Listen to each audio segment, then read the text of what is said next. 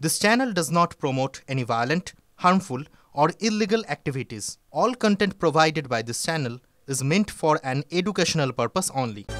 আর এই মুহূর্তে আরো একটা বড় খবরের দিকে নজর রাখতে হচ্ছে। ময়না তদন্ত নিয়ে ফের সিবিআইয়ের প্রশ্নের মুখে আরজি কর বড় খবর। 9 আগস্ট তিলোত্তমা ছাড়া কার কার ময়না তদন্ত হয়েছিল, বাকিদের ময়না তদন্তের রিপোর্ট কিভাবে লেখা হয়েছিল, আরজি কর কর্তৃপক্ষের কাছে জানতে চাইল সিবিআই। বড় খবর, নিঃসন্দেহে বড় খবর। আর বিস্তারিত জানবো, সৌরভ রয়েছেন আমাদের সঙ্গে, আমাদের সহকর্মী সৌরভ। त्योहार और प्यार लाती है रिश्तों में ढेर सारा मिठास। परंपरा वही, सोच नहीं। आदि मोहिनी मोहन कांजीलाल। শুভজিৎ, দেখো তিলোত্তমার ময়নাতদন্ত এবং তিলোত্তমার ময়নাতদন্তের মধ্যেই রহস্যের জট খুলতে পারে, সেই দিকেই এখন পাখির চোখ করেছে সিবিআই। এবং সেই কারণে এবার আরজি কর কর্তৃপক্ষের কাছ থেকে সিবিআই যে তথ্য চাইছে তা হলো 9 আগস্ট কতজনের ময়নাতদন্ত হয়েছিল, তিলোত্তমা ছাড়া আর কতজনের ময়নাতদন্ত হয়েছিল। আমরা যেটা জানতে পারছি আরজি কর মেডিকেল কলেজ সূত্রে, সেদিন মোট 8 জনের ময়নাতদন্ত হয়েছিল, অর্থাৎ তিলোত্তমা ছাড়া আরও 7 জনের ময়নাতদন্ত হয়েছিল। সেই ময়নাতদন্তের সংক্রান্ত সমস্ত নথি, অর্থাৎ যে ফুল ল্যান্ডস্কেপ কাগজ থাকে ময়নাতদন্তের, সেই পোস্টমর্টেমের নথি তারা চাইছেন। কেন চাইছেন শুভজিৎ? চাইছেন তার কারণ যে তারা মিলিয়ে দেখতে চাইছেন যে তিলোত্তমার ময়নাতদন্তের রিপোর্ট কিভাবে লেখা হয়েছে আর বাকি ময়নাতদন্তের রিপোর্টগুলো কিভাবে লেখা হয়েছে। কোথাও কি কোনো গরমিল আছে যে কিভাবে সেখানে ময়নাতদন্তের রিপোর্ট লেখা হয়? তিলোত্তমার ক্ষেত্রে রিপোর্ট লেখার ক্ষেত্রে বিশেষ কোনো ব্যবস্থা গ্রহণ করা হয়েছিল? ফিরোজ এডিলজি যে প্রশ্নগুলো তুলেছিলেন যে ময়নাতদন্তের সময়ের কোনো উল্লেখ নেই, ময়নাতদন্তের মৃত্যু কখন হয়েছে তার কোনো ইঙ্গিত নেই, তারা দেখতে চাইছেন সিবিআইয়ের গোয়েন্দারা যে আরজি কর মেডিকেল কলেজে যাদের ময়নাতদন্ত হয় সেই ময়নাতদন্ত কি পদ্ধতিতে হয়। তিলোত্তমার ক্ষেত্রে কি বিশেষ কোনো পদ্ধতি অবলম্বন করা হয়েছিল, নাকি সব ক্ষেত্রেই এভাবেই ময়নাতদন্তের রিপোর্ট লেখা হয়, নাকি সেখানে কোনো ফাঁক ফোকর রয়ে গেছে? আর যদি ফাঁক ফোকর থাকে তাহলে সেটাকে ধরেই এগোতে চাইছে সিবিআই। শুভজিৎ, নজর থাকবে সৌরভ। এক কথা বলতে গেলে এই মুহূর্তে জাল বিস্তার করছে সিবিআই। বড় খবর নিঃসন্দেহে, যে খবর আমরা ব্রেক করলাম। এদিকে সিবিআই দপ্তর থেকে বেরিয়ে টিভি9 এক্সক্লুসিভ অপূর্ব বিশ্বাস তিলোত্তমার ময়না তদন্ত নিয়ে চাঞ্চল্যকর স্বীকারোক্তি।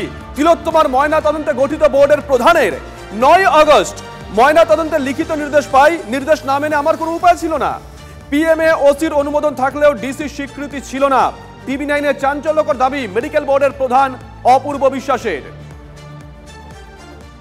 মর্গে নাকি সংরক্ষণে দাবলাতে আরজি কর মেডিকেল কলেজে কুলিং চেম্বার প্রায় 40টা আছে, তাহলে সেখানে কেন দেহ সংরক্ষণ করা গেল না? 14-15 ঘন্টা হয়ে গেছে, পরের দিন যত দেরি হতো আরো এভিডেন্স লস্ট হতো।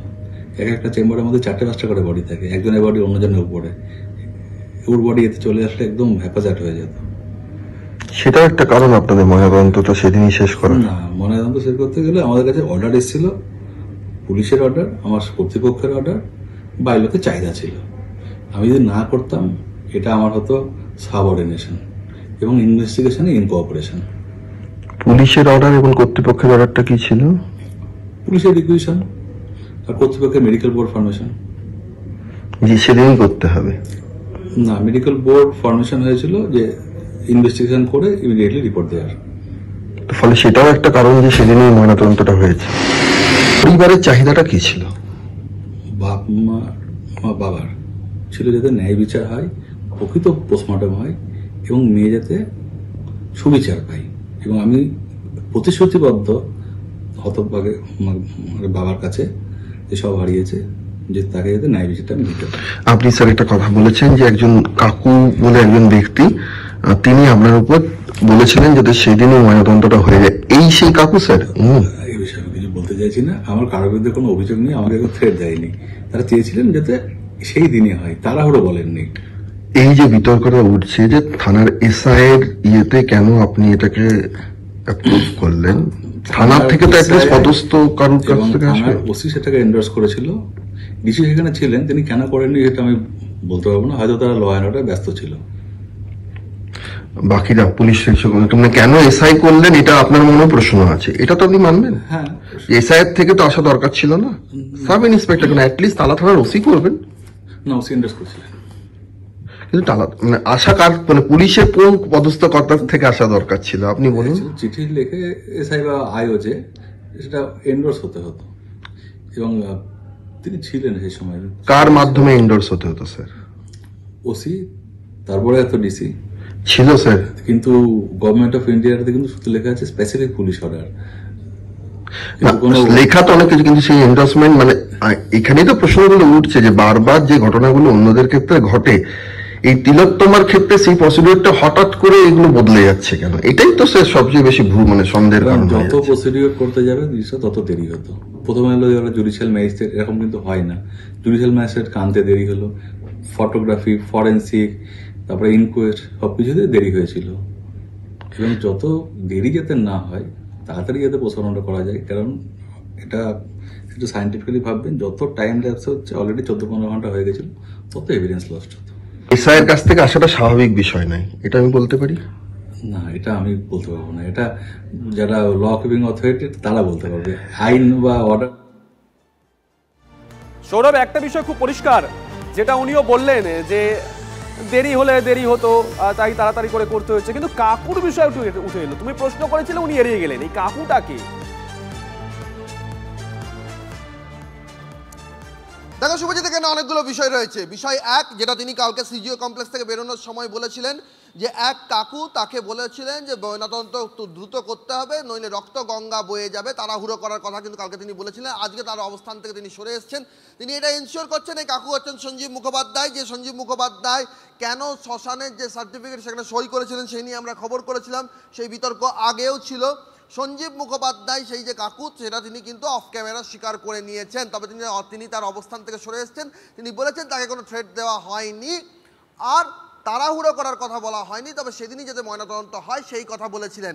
প্রশ্ন 2, ময়নাতদন্তে কার অনুমোদন ছিল? অর্থাৎ সেদিনই যে ময়নাতদন্ত করতে হবে সূর্যাস্তের পর ময়নাতদন্ত করার ক্ষেত্রে যে পদ্ধতি মেনে ময়নাতদন্ত হয় সেটা মানা হয়েছিল কি হয়নি?